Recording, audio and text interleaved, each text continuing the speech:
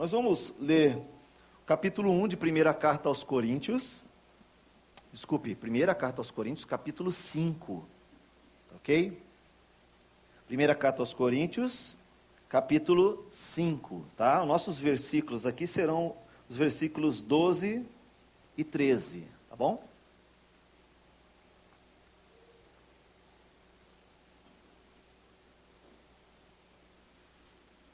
Deixa aberto aí. Enquanto isso eu vou conversando um pouquinho sobre essa carta. A igreja de Corinto era uma igreja bem problemática, né? A região de Corinto era uma região um pouco problemática. Era bom para o comércio e para o crescimento da cidade, mas era existia uma cultura, um contexto social bem complicado. Não sei se você sabe o que é istmo. Istmo é um estreito de terra que liga uma grande parte da terra daquela região com uma partezinha menor, que seria uma ilha se não tivesse essa ligação, ok? Então essa ligação acontece por um estreitinho de terra, tendo águas dos dois lados. Corinto estava localizada ali, no sul da Grécia. Se você abrir um mapa aí no teu Google, você vai encontrar essa região. Você vai ver que é um estreito bem curtinho, e justamente ali aconteciam aquelas batalhas, aquelas competições que Paulo fala de correr nos estádios, para que alcance o prêmio eterno, não a medalha, a coroa, aquilo que é corruptível, né, mas aquilo que é incorruptível. Então existia ali aquelas competições olímpicas, né, já naquela época, já existia ali naquela região. E era uma região boa, porque era portuária, então isso atrai comércio, atrai muita gente de passagem por ali, pessoas que estão em viagem pelo mar Mediterrâneo ali, então eles passam por ali, é um lugar de pouso, porque tinha um porto, então um lugar próspero, até de certa forma, né? Mas isso não impedia de ter muita pobreza naquela época. A metade do segundo século, perto do ano 150, mais ou menos, era caracterizado socialmente aquela região por ter uma polaridade muito grande social. Então, existiam pessoas muito ricas e pessoas miseráveis, né? Em todo lugar que existe uma população muito rica e muito miserável, isso cria margem para o trabalho escravo. Não só isso, mas também para a exploração do trabalho das pessoas. Tá? Isso acontecia lá. E o fato de existir uma população muito pobre, isso também atrai muita violência e muita coisa que não presta. Por exemplo, imoralidades diversas. Existia lá um templo, a deusa Diana, onde eles, através de atividades sexuais, adoravam a deusa. Então eles tinham... tem algumas crianças aqui, então eu vou tomar bastante cuidado, né? Vocês vão entender os meus códigos, né? Então existia ali algo explícito, entendeu? Nos templos, e as pessoas se direcionavam para lá. As mulheres que adoravam a deusa Diana, com essas práticas, elas iam às ruas para buscar os seus clientes para dentro do templo. E era uma cultura muito presente lá. E a igreja de Corinto estava lá, né? Estava nesse contexto e com uma problemática.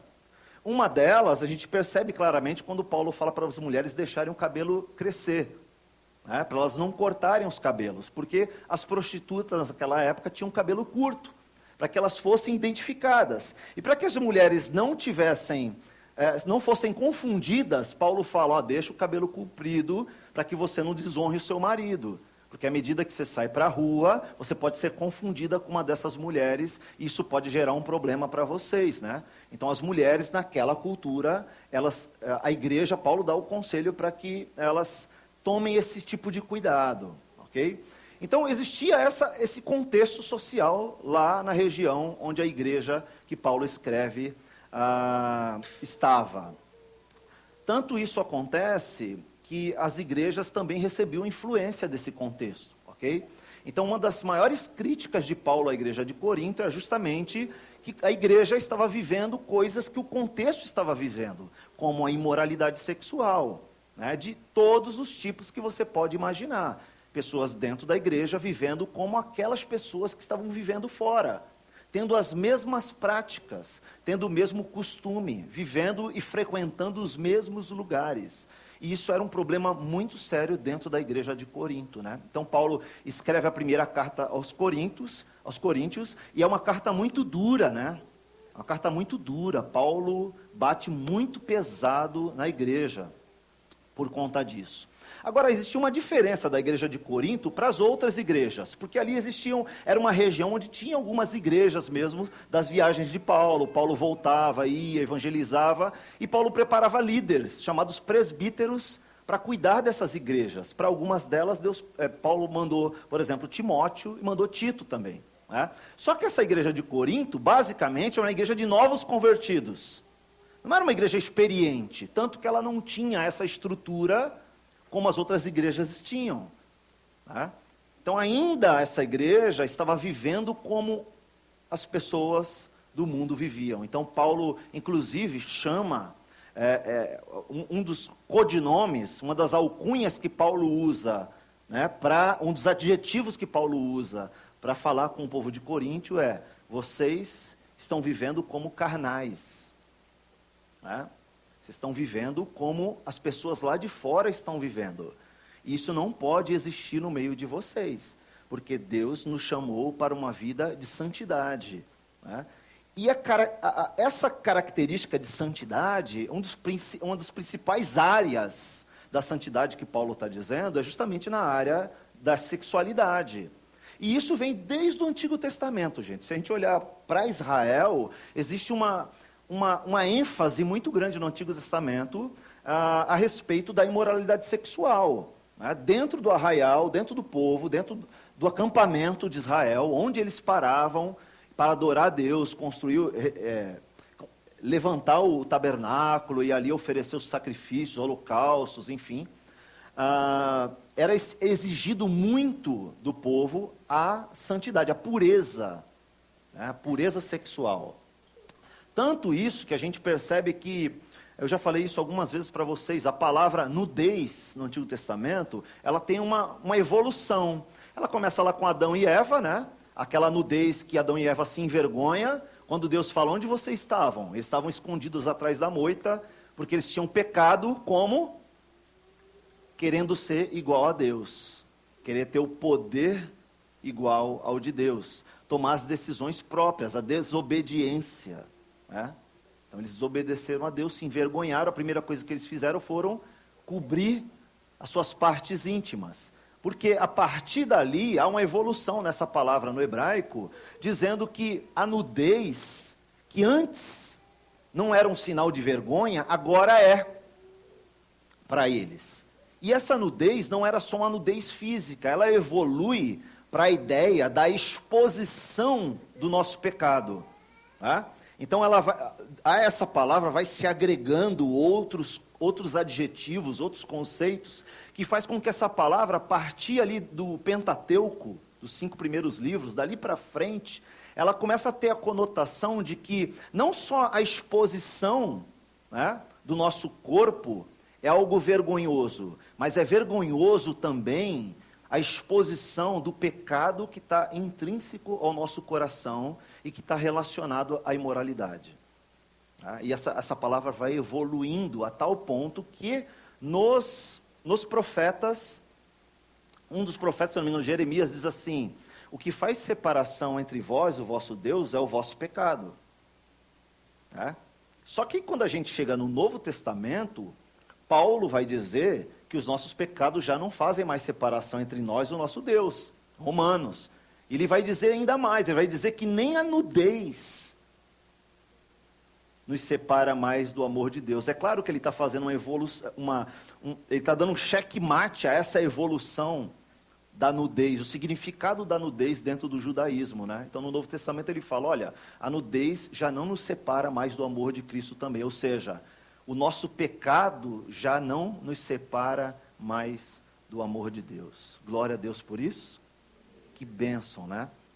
Só que você chega em Corinto, e a igreja, ali em Corinto, também, pelo fato de ser uma igreja ainda de muitos novos convertidos, existiam muitas pessoas entrando na igreja, não só judaizantes, mas também pessoas que traziam o costume da vida do mundo, daquela região, da adoração à deusa Diana e à sexualidade ilícita. Isso estava entrando dentro da igreja. Pessoas que se convertiam e vinham para a igreja, mas que ainda eram escravas desse tipo de pecado. Tá? E a primeira carta de Paulo aos Coríntios, o principal tema dela é falar sobre justamente isso. Fala assim, vocês não podem tolerar a imoralidade sexual dentro da igreja. E Paulo é muito duro com isso. Ele é tão duro com isso, que nós temos a primeira carta aos Coríntios e a segunda carta aos Coríntios. E a primeira carta aos Coríntios cita uma tal de Severa, a segunda carta cita uma tal de Severa, que seria uma segunda carta de Paulo aos Coríntios, que nós não temos. Então a segunda carta que nós temos hoje deveria ser a terceira. E por ser a sabedoria de Deus, essa carta nós não temos hoje.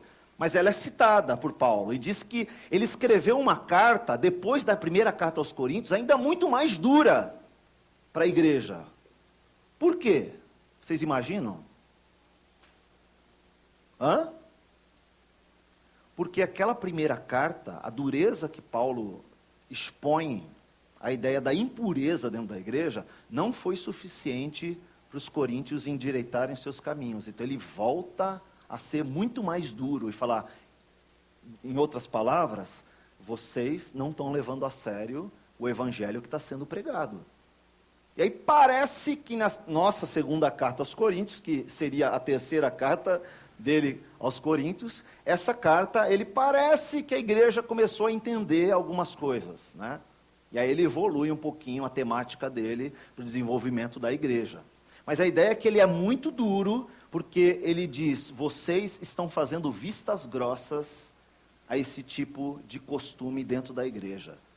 E esse é um tipo de costume que devasta, derruba, acaba, aniquila com a igreja.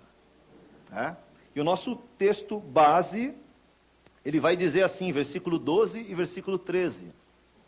Não cabe a mim julgar os de fora, ou seja, essa cultura toda onde estava localizada a igreja. Ele diz, mas certamente cabe a vocês, crentes da igreja, julgar o que estão aí dentro. Ué, mas e aquele papo de Mateus 7, não julgueis para que não sejais julgados? Lá está dizendo outra coisa, é outro contexto que ele é. A ideia lá qual que é? De salvação é. Aqui o que é? Aqui, ele está dizendo que os irmãos da igreja, nós, temos que fazer uma avaliação de nós mesmos, para ver se alguém está nessa condição. Nós, Igreja de Cristo, somos responsáveis para manter essa pureza dentro da nossa comunidade. É isso que Paulo está dizendo aqui. Alguém entende outra coisa nesse versículo? Parece simples, né? De entender. Olha o versículo 13. Porque Deus julgará os de fora. Portanto, eliminem o mal do meio de vocês. O que ele está dizendo aqui? Para eliminar o pecado? Para que só tenham pessoas santas e puras e perfeitas dentro da igreja? Não, é claro que ele está falando do pecado da imoralidade sexual. Não é? E veja que o que Paulo está dizendo aqui é de uma vivência constante dentro de uma prática de imoralidade sexual. Talvez um outro texto, talvez não, um outro texto que nós temos para falar sobre disciplina dentro da igreja é o texto de Mateus 18. Vocês lembram dele, Mateus 18? Então, Jesus vai dizer assim, olha, quando um irmão seu pecar contra você, ou seja, pecar contra o corpo, você deve chegar até esse irmão e repreendê-lo, correto? Então, se você souber de alguém que está vivendo constantemente entregue a um tipo de pecado, seja qual for, moralidade sexual, fofoca, mentira, intrigas, irmão que não fala um com o outro, o irmão que emite nota fiscal falsa na empresa dele, né? O irmão que tem problemas com a Receita Federal, irmãos que são agiotas, enfim, uma série de problemas, né? Se você sabe que esse irmão está vivendo constantemente nesse pecado, é responsabilidade de quem? Sua. e minha, de todos nós, chegar nesse irmão e falar: irmão, você está vivendo uma vida errada diante de Deus, porque a Bíblia diz que você não pode viver com essa mentira. E o que o texto diz? Se esse irmão te ouvir, ganhaste o teu irmão. A partir dali, acaba o processo de disciplina, certo? O que começa a partir dali? Um relacionamento de discipulado, acompanhamento, aconselhamento com aquele irmão. Ok? Beleza. Segue o barco, como eu costumo dizer.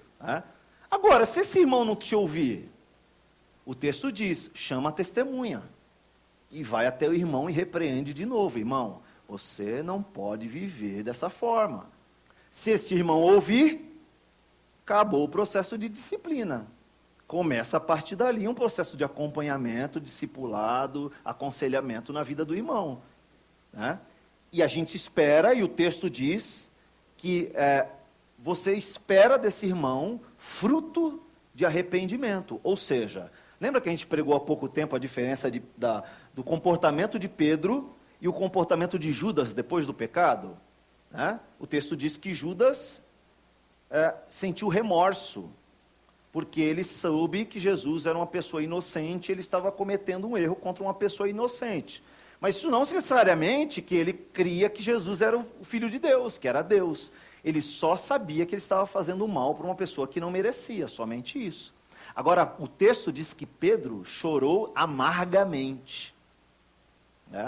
E a gente vai entender, quando a gente estuda a palavra arrependimento no Novo Testamento, que é a palavra metanoia, ou seja, mudança de mente. O que é arrependimento? Quando a pessoa diz para você: estou arrependido? Não. É quando você olha a partir dali e a vida da pessoa mudou.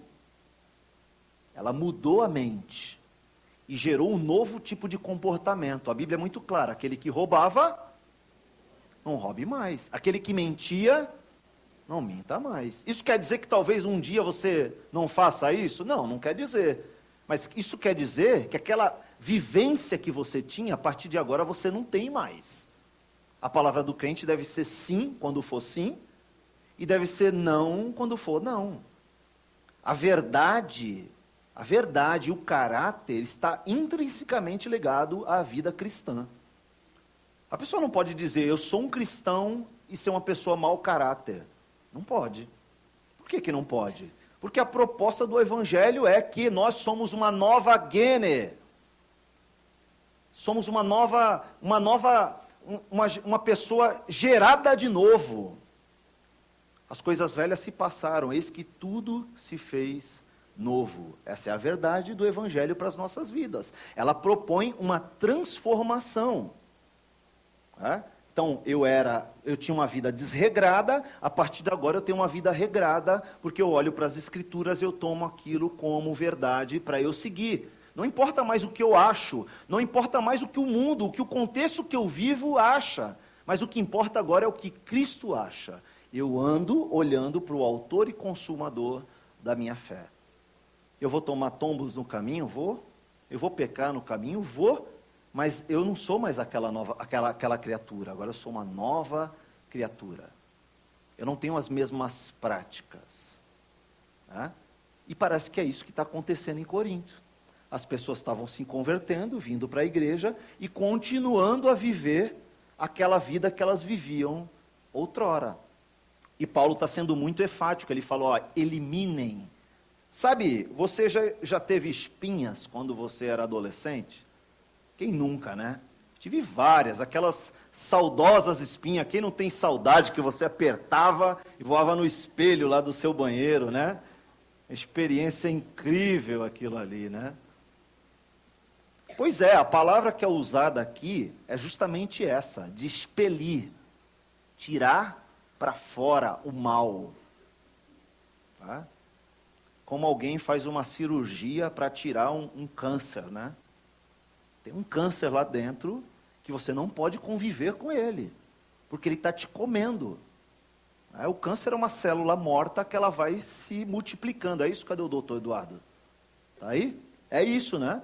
Basicamente isso, uma célula morta que ela vai matando outras células, vai avançando até estado de metástase, quando ela se espalha no corpo e aí entra no cuidado paliativo, ou seja, vai para casa e morrer em casa que é mais confortável. Isso é o câncer. Se você descobre o câncer no início, homens, não é vergonha nenhuma fazer o exame, hein, gente, de câncer de próstata. Por favor, façam, porque seus filhos, sua esposa, sua família precisa de você vivo por muito tempo. Aquela história, Deus cuida de mim. Cuidado, porque essa vida aqui, a doença, o pecado, ele gera ainda um desgaste físico. Então a morte e a deterioração do nosso corpo faz parte dessa vida. Um dia a gente vai ter um corpo perfeito, mas esse aqui não é ele. Então você tem que cuidar da sua saúde, você precisa ir no médico, você precisa fazer a consulta, acompanhar periodicamente. Passou dos 40 anos, meu filho, vai lá, tá bom? Porque se o câncer tomar você, principalmente o de próstata, o processo é muito rápido, e você vai morrer, porque aquilo é uma célula destrutiva dentro do teu corpo. Pois é isso que Paulo está dizendo. A imoralidade sexual dentro da igreja é como um câncer. Ela vai, alcançando outros órgãos, se é que você entende. Vai alcançando outras pessoas e vai contaminando outras pessoas. Quando você vê, o problema está gigantesco. É por isso que lá atrás, Jesus dá esse processo de disciplina. Porque imagina, nossa igreja ainda tem 150 até 200 pessoas, contando com as crianças aí, né? 180, algo em torno disso, juntando com as crianças. Imagina uma igreja de 500 membros, como é que o pastor sabe da vida de todo mundo? Mesmo aqui é difícil, né? Então, nós somos responsáveis um pelos outros. Agora, se eu sou amigo de tal pessoa e eu escondo o pecado dela, eu estou contribuindo para a aniquilação da comunidade, para a destruição da paz e da comunhão dentro da igreja. E era isso que a igreja estava fazendo vistas grossas ao pecado obstinado de imoralidade sexual. Você quer ver um pouquinho mais sobre isso? Dá uma olhadinha no versículo 18 do capítulo 4.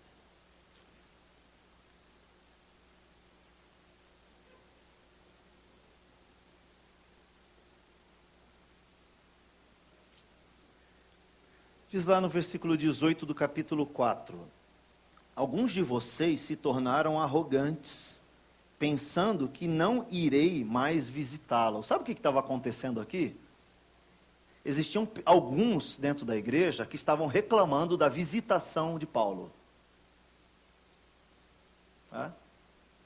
E eles estavam fomentando isso dentro da igreja de Corinto. Interessante, né? E aí Paulo está dizendo, olha, tem pessoas dentro de vocês aí que são arrogantes, achando que eu estou abandonando vocês, que eu não estou cuidando de vocês, e está fomentando isso no meio de vocês.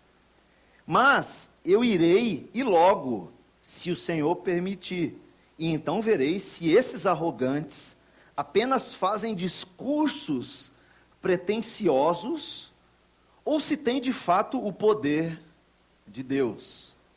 Versículo 20, pois o reino de Deus não consiste apenas em palavras, mas em poder.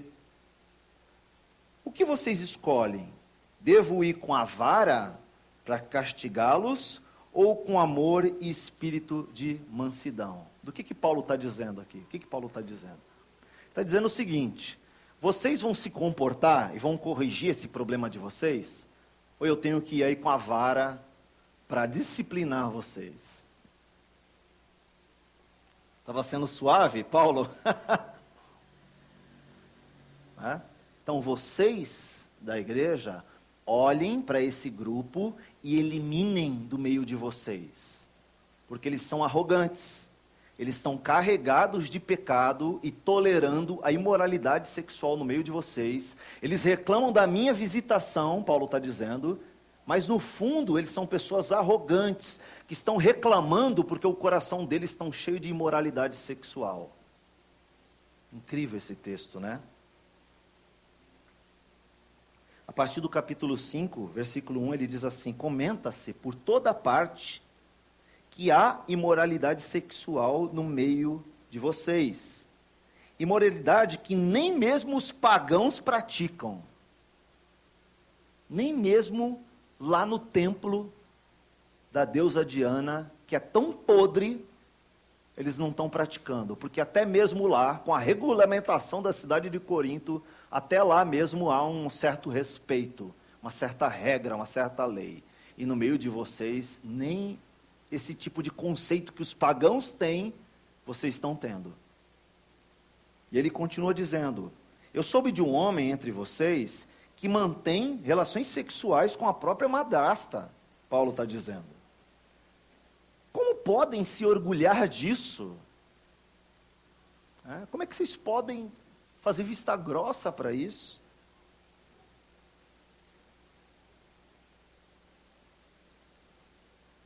Deveriam lamentar-se e excluir de sua comunhão o homem que comete tamanha ofensa.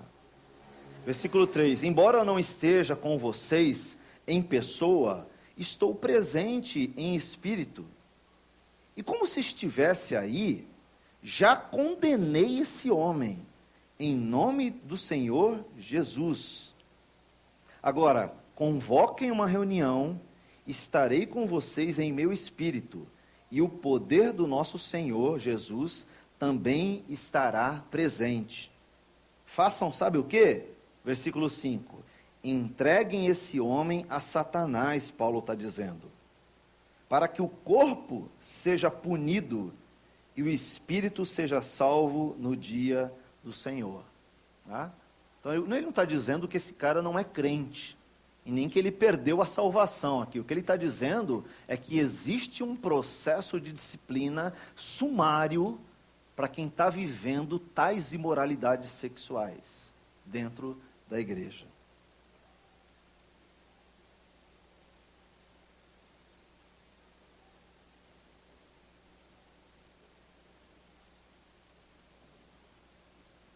Versículo 6 diz assim: não é nada bom se orgulharem disso.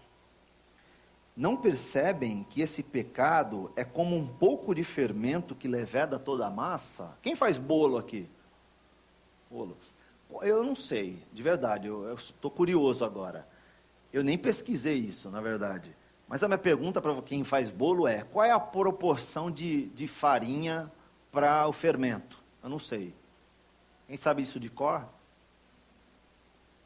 Quanto de farinha se põe para fazer um bolo? Depende do tamanho do bolo, né? Mas aquela forma básica, com furinho no meio. 3 xícaras de farinha, de trigo, é isso? Trigo. E quanto que põe de fermento? Uma colherzinha de sopa, aquela média, né? Tamanho média. É muito aquilo. Então a pequenininha. Aquela maior? Tá. Aquela de sopa lá? Então a medida vai dar aí o quê? Quem é bom de cálculo aí? Sei lá. Umas 10 vezes de farinha e uma de... mais? Eu sou ruim disso daí. Enfim, o que ele está dizendo aqui é que o fermento é uma quantidade pouca que se coloca, no caso ali está falando do pão, que é mais contextual, né? Então o fermento que se põe na massa do pão é uma porcentagem muito menor do que a da farinha, e faz com que a massa inteira cresça, por influência do fermento. Do que ele está falando aqui? Ele está falando do fermento dos fariseus. Que fermento que ele está falando? Do fermento mesmo, do pó? Não, ele está falando da contribuição do ensino do fariseu para o ensino que Paulo trazia para a igreja, certo? Então ele está dizendo assim: olha, eu tenho um ensinamento para vocês sobre pureza dentro da igreja, mas está vindo gente de fora, trazendo umas contribuições, permitindo algumas coisas no meio de vocês, que vai influenciar toda a massa. E vocês têm que tomar cuidado com esse acréscimo à mensagem dos apóstolos. Então ele diz... não percebem que esse pecado é como um pouco de fermento que leveda toda a massa? Versículo 7. Livrem-se do fermento velho, para que sejam massa nova, sem fermento, o que de fato são. Aí aquela questão dos pães asmos da cultura judaica, né?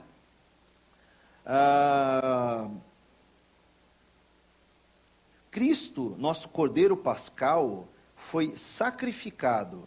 Versículo 8.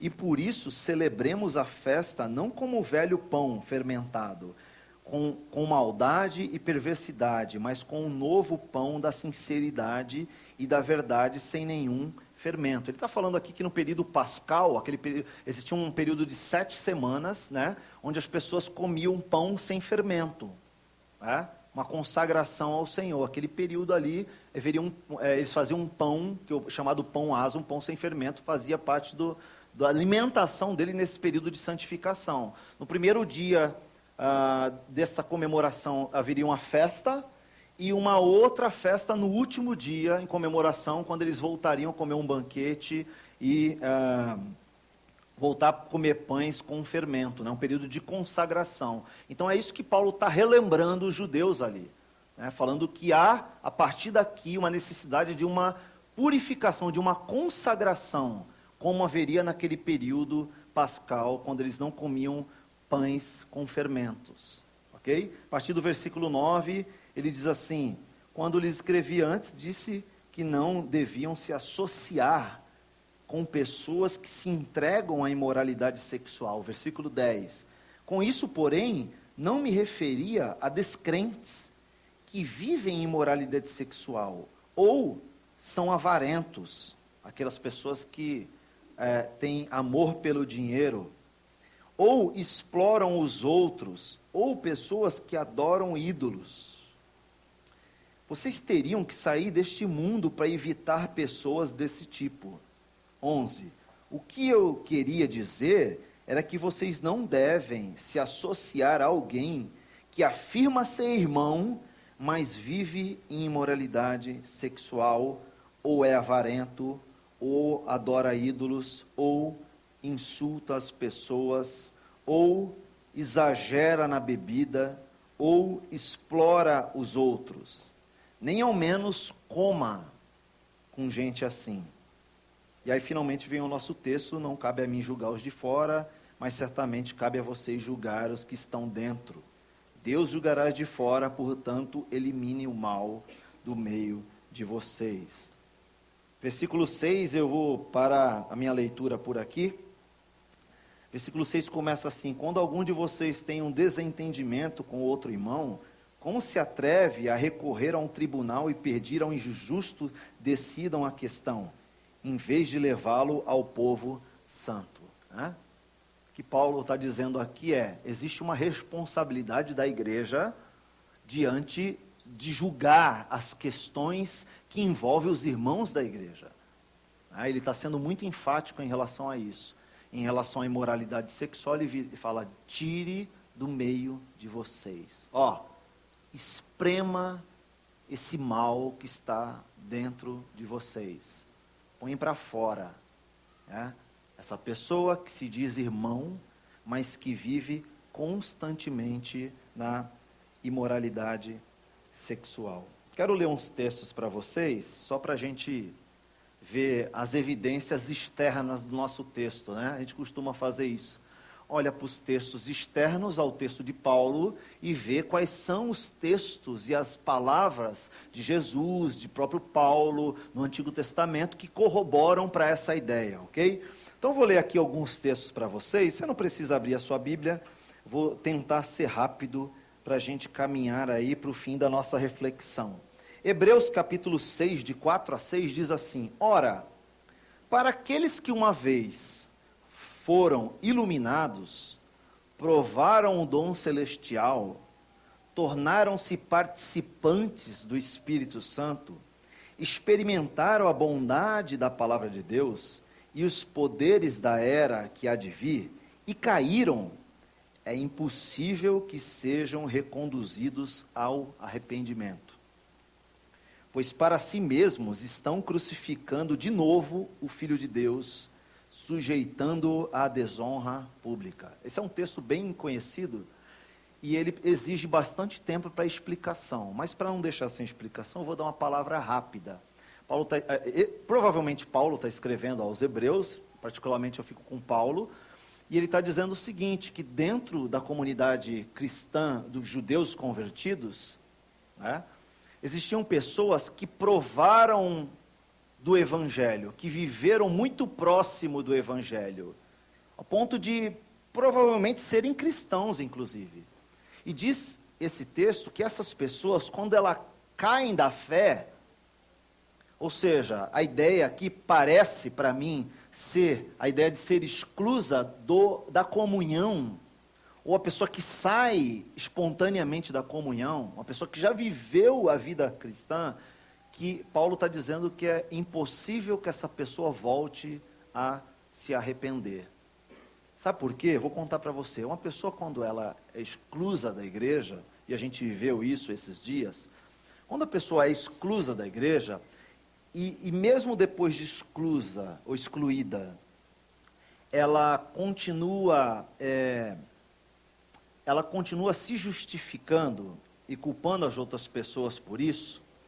Ele está dizendo que para essa pessoa voltar para o convívio da igreja é difícil por causa do coração dela, que já se evidencia uma transgressão tão grande que será impossível essa pessoa restaurar tudo o que ela provocou. Vou te explicar. Primeiro, o que a pessoa tem que fazer quando ela causa uma série de problemas na igreja a ponto de ser excluída. Ela tem que procurar todas as pessoas envolvidas diretamente e conversar com todas elas e pedir perdão para todas elas. Se são de fora da igreja, se são de dentro, qualquer lugar. Por exemplo, se ela tem um problema com a Receita Federal, ela precisa voltar na Receita Federal e ela precisa restituir tudo aquilo que ela fez de errado. Então imagina um crente, que 10 anos de crente, ele burlou a Receita Federal, a declaração de imposto de renda, e daqui a 10 anos ele reconhece que estava errado. Eu nem sei se tem como ele restituir tudo isso, mas ele precisa rever, e tudo que for possível restituir, ele precisa fazer. Se ele deve para alguém, ele precisa pagar. Se ele feriu alguém, ele precisa pedir perdão. Tá? Se ele prejudicou alguém, ele precisa restituir essa pessoa. Certo? Depois de fazer tudo isso, essa pessoa precisa se reconciliar com toda a igreja. Ela precisa fazer um ato público de arrependimento. Chegar para a igreja inteira, contar toda a história e falar: eu estou arrependido. A partir de agora, eu sou uma nova pessoa. Eu mudei a minha mente. Houve uma metanoia na minha vida. Então, a partir de agora, eu serei uma nova pessoa, porque eu estou arrependido. E Paulo fala sobre isso, né? Sobre demonstrar fruto de arrependimento. Ou seja, se eu estou arrependido, não é só uma declaração minha que mostra que eu estou arrependido. Aquele que roubava, não roube mais. Aquele que mentia, não minta mais. Aquele que praticava imoralidades sexuais antes de se converter, que não pratique mais imoralidades sexuais depois de se converter. É disso que Paulo está falando. Olha esse outro texto, Provérbio capítulo 15, versículo 29. O Senhor está longe daqueles que praticam a impiedade. E o Antigo Testamento tem muita coisa de imoralidade sexual na impiedade. Mas ouve a oração dos justos. Provérbio 15, versículo 9. O Senhor detesta o caminho dos ímpios, mas ama quem busca a justiça. Salmo capítulo 1, versículo 1 e 2. Como é feliz aquele que não segue o conselho dos ímpios, não imita a conduta dos pecadores, nem se assenta à roda dos zombadores. Em outras traduções, escarnecedores. Ao contrário, ou seja, ele não só deixa de fazer algo, mas ele começa a fazer outras coisas. Sua satisfação está na lei do Senhor e nela medita de dia e de noite. E parece que satisfazer na vontade de Deus e meditar na palavra de Deus dia e de noite é um dos sinais de que você não anda no conselho dos ímpios. Salmo 1, versículo 6, pois o Senhor aprova o caminho dos justos, mas o caminho dos ímpios leva à destruição. 1 Coríntios capítulo 15, versículo 33, lá na frente, não se deixe enganar, as más companhias corrompem os bons costumes. Às vezes a pessoa começa bem na fé, crescendo, decolando, começa a andar com as más companhias e se perde o Evangelho. É isso que Paulo está dizendo, dentro desse contexto de Coríntios capítulo 1. 1 Tessalonicenses capítulo 4, versículo 3 diz: a vontade de Deus é que vocês sejam santificados, abstenham-se da imoralidade sexual.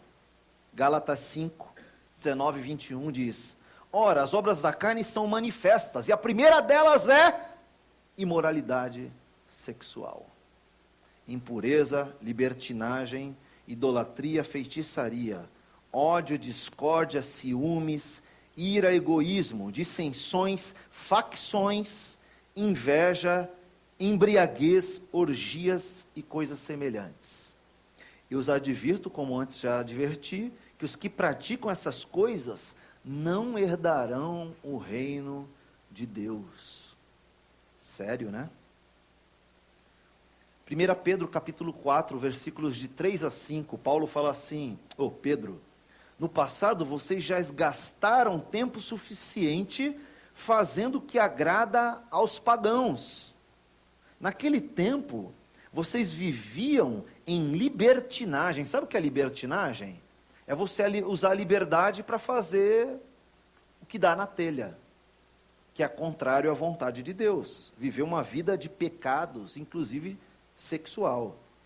Viviam também na sensualidade e nas bebedeiras, orgias e farras, e na idolatria repugnante. Ele associa sempre, moralidade com idolatria, Eles acham estranho que vocês não se lancem com eles na mesma torrente de imoralidade, e por isso insultam vocês. Lá vai o espiritual o crentarrão, ainda insulta por você tentar viver uma vida de piedade.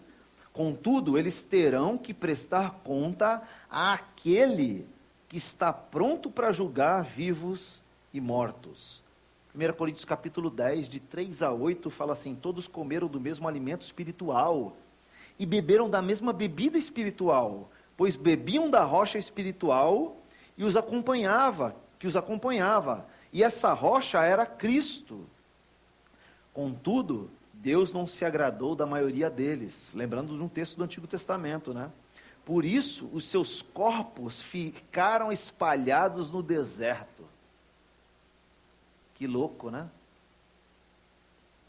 Essas coisas ocorreram como exemplo para nós, para que não cobicemos coisas más como eles fizeram.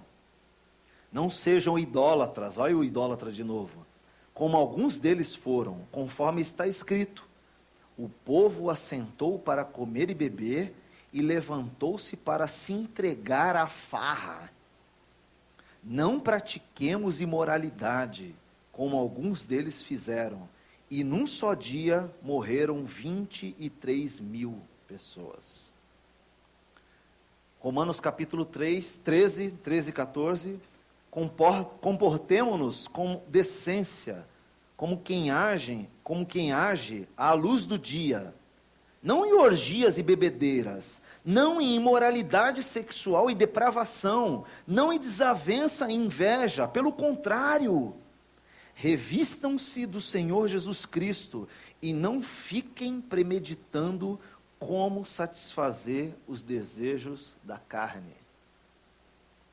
Tem pouco texto falando sobre isso, irmãos.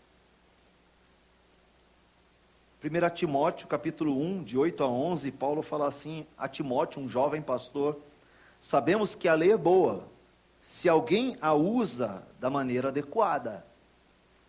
Também sabemos que ela não é feita para o justo, mas para os transgressores insubordinados, para os ímpios e pecadores, para os profanos e irreverentes, para os que matam pai e mãe, para os homicidas, para os que praticam a imoralidade sexual e para os homossexuais, para os sequestradores, para os mentirosos e os que julgam falsamente, e para todo aquele que se opõe à sã doutrina. Essa sã doutrina se vê no glorioso evangelho que me foi confiado, o evangelho do Deus bendito. Tem mais 3 textos somente. Atos capítulo 15, versículo 20. Lucas diz assim, o mesmo que escreveu o evangelho de Lucas, escreveu Atos também, diz assim: pelo contrário, devemos escrever a eles, dizendo-lhes que se abstenham da comida contaminada a ídolos, da imoralidade sexual, da carne de animais estrangulados e do sangue. Está aí imoralidade sexual já presente lá no início da igreja primitiva, né? Efésios capítulo 5, versículo 3, o nosso penúltimo texto. Entre vocês não deve haver nem sequer menção de imoralidade sexual, nem de qualquer espécie de impureza, nem de cobiça, pois essas coisas não são próprias para os santos. Nem menção. E o último texto, Colossenses capítulo 3, versículo 5, diz assim: assim, façam morrer tudo o que pertence à natureza terrena de vocês. Veja, façam morrer. Você é quem vai matar isso que está em você. Você, faça morrer em você aquilo que pertence à antiga natureza, a natureza terrena. 2 pontos, que ele vai dizer quais são: imoralidade sexual, impureza, paixão, desejos maus e a ganância, que é a idolatria. Olha a idolatria aí de novo. Tá? Eu não sei se você tem alguma dúvida de que o que Paulo está dizendo aqui é que a imoralidade sexual no meio da igreja é algo gravíssimo. Não sei se você percebeu, mas parece que Paulo, ele não mostra aqui que houve um processo de disciplina na vida desse irmão. O que tem lá no Evangelho, um processo de disciplina genérico, algo que você usa como padrão para o tratamento da vida do irmão. Mas em relação à imoralidade sexual, Paulo é muito rápido e ele diz assim: eu já condenei esse tal que está vivendo no meio de vocês praticando imoralidade sexual. Façam o mesmo vocês e expulsem do meio de vocês. E a gente percebe, queridos, que não há arrependimento numa pessoa quando ela, mesmo depois de tudo isso, ainda permanece altiva, orgulhosa e espalhando mentiras e difamações. Tem pessoa que é disciplinada na igreja e aí começa a contar todos os casos que ela sabe na igreja, para que todas as pessoas que estão sendo tratadas já e acompanhadas, com casos que não se tornaram públicos, por isso não precisa ser trazido a público, isso acontece a toda hora, né, nas nossas vidas. A pessoa começa a contar todos os casos para que se torne público e para que todo mundo seja tratado em público. Isso não vem de um coração arrependido. Não pode vir. Não posso querer o mal do meu irmão, aquele mesmo mal que eu estou sofrendo. Só confirma para a gente que a gente está no caminho certo. Por um lado, infelizmente, por outro lado, a gente se alegra, porque a palavra de Deus diz para a gente se alegrar com a verdade. Então, a semana passada, a gente excluiu um irmão do nosso meio, por conta disso, de imoralidade sexual, o que é um alerta para todos nós. Esse texto aqui não é para ele, é para nós. Para que a gente tema a palavra de Deus. Para que a gente desenvolva em nós uma autocobrança, um autocuidado, desenvolver em nós um temor a Deus, para que isso não aconteça conosco também. A gente está tratando outros casos também, infelizmente por causa dessa fofocaiada, talvez tenha um ou outro caso que a gente vai ter que trazer para a Assembleia, para mostrar que a gente está tratando, infelizmente, teremos que fazer isso, Mas eu peço que os irmãos orem por esses irmãos, porque felizmente a gente vê ainda a manifestação de alguns nesse sentido de mudar, de perdoar o que traiu, né? Então há um movimento assim, graças a Deus, do Espírito de Deus, convencendo, consolando, confortando. Isso é muito bom, nós temos que dar glórias a Deus por isso. Porque o Espírito de Deus está em nós, e está cuidando dos seus, daqueles que estão com o coração sincero e querem obedecer ao Senhor. Nesse caminho, todos nós vamos errar, né? Mas Paulo está tratando de uma outra coisa aqui, uma coisa que é muito mais enraizada e muito mais séria. Então, o meu alerta hoje, cuidado, cuidado, não vivam mais como um bebê espiritual, como um recém-convertido, como tinha em Corinto. Avance para não só o conhecimento da palavra de Deus, mas também a prática desse conhecimento.